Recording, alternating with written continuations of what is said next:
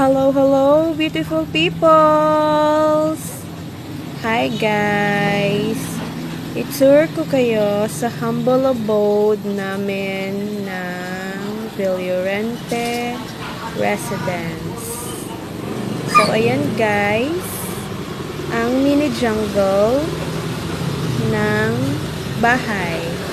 This is the Monstera Deliciosa from Seeds na binabysit ko noon 2 years ago. So, ayan guys, super big na siya.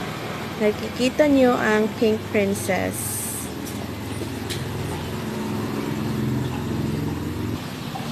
Ayan guys, super ganda. And almost full moon yung kanyang pink.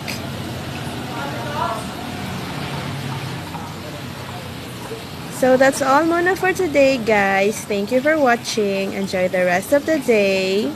Stay blessed and love, love, love!